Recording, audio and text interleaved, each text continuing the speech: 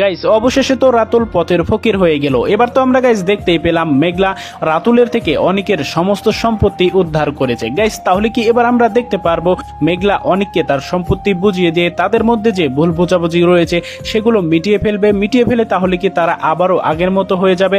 অন্যদিকে গাইস আমরা দেখতেই পেলাম যে ইতিমধ্যেই দেখতে পেয়েছি অনিক কিন্তু জানতে পেরেছে এই বৃষ্টি কোনোদিন মা হতে পারবে না, অর্থাৎ অনিক কোনোদিন বাবা হতে পারবে না এবং বৃষ্টি কোনোদিন মা হতে পারবে না।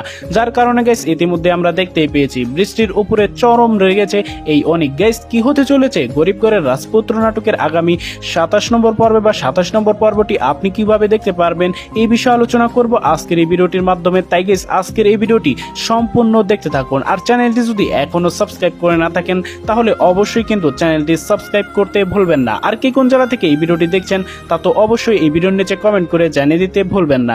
তো গাইস ইতিমধ্যেই কিন্তু ধামাকাদার পর্ব অর্থাৎ 26 নম্বর পর্বটি কিন্তু আমরা দেখা শেষ করে ফেলেছি।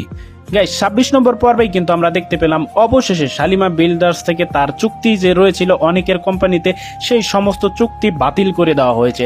যার ফলে গাইস আমরা দেখতে পেয়েছি অনিকের যে বাড়িটা রয়েছিল সেই বাড়িটা বাদে সমস্ত সম্পত্তি কিন্তু সে এই ইনভেস্ট করেছিল শালিমা বিল্ডার্সে, যার ফলে তার হয়ে গিয়েছে অর্থাৎ শালিমা বিল্ডার্সের হয়ে গিয়েছে এই সম্পত্তিগুলো। অন্যদিকে গাইস আমরা দেখতে পেয়েছিলাম যে একটি ব্যাংক থেকে সে লোন নিয়েছিল।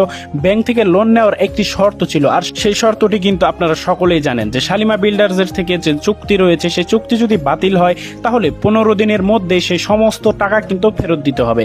তো আমরা গাইস ইতিমধ্যে দেখতে পেয়েছি শালিমা বিল্ডার্সের সাথে চুক্তি বাতিল হওয়ার 15 দিন পরে ব্যাংক থেকে লোক আসে, এমনকি বলে যে আমাদের এখন সমস্ত যে লোন নিয়েছিলেন সেগুলো ফেরত দেন। আমরা কিন্তু জানি তখন কিন্তু রাতুল পথের ফকির হয়ে গেছে, তার কাছে সেই বাড়ি বাদে অর্থাৎ অনিকের থেকে যে 2 নম্বরই করে বাড়িটা নিয়েছিল সেই বাড়ি বাদে তার কাছে আর কোনো সম্পত্তি নেই। তো শেষ পর্যন্ত গাইস আমরা দেখতে পেলাম সেখানে কিন্তু মেঘলা আসে এবং মেঘলা এসে বলে যে আমাকে এই বাড়িটি লিখে দেন, অর্থাৎ শালিমা বিল্ডার্সের নামে এই বাড়িটি লিখে দেন, আমি আপনাকে 50 কোটি টাকা দিব।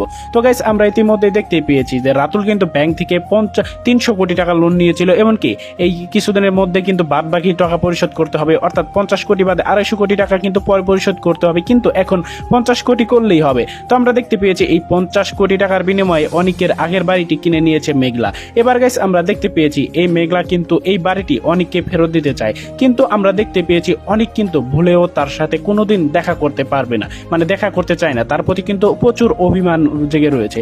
কিন্তু গাইস আমরা ইতিমধ্যে দেখতে পেলাম সাব্বিরের মাধ্যমে কিন্তু অনিকের সাথে দেখা করবে পরবর্তী পর্ব অর্থাৎ 27 নম্বর পর্বে। পরবর্তী 27 নম্বর পর্বে অনিকের সাথে দেখা করার পর কি রিয়েক্ট হবে এই অনিকের, গাইস এটি মূলত জানতে পারবেন আমাদের আজকের ভিডিওটির এই মাধ্যমে। আর একটু পরেই কিন্তু এই সমস্ত কিছুই জেনে যেতে পারবেন।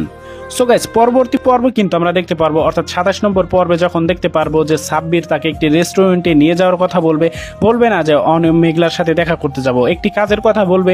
যখন অনিক সেখানে যাবে তাকে কিন্তু ফুলের সংবর্ধনা দেওয়া হবে, কিন্তু তখনই কিন্তু অনিক কিন্তু অবাক হয়ে যাবে কেন তাকে এই ফুলের তোড়া তার মাথার উপর দিচ্ছে, অর্থাৎ তাকে কেন ফুলের সংবর্ধনা দেওয়া হচ্ছে।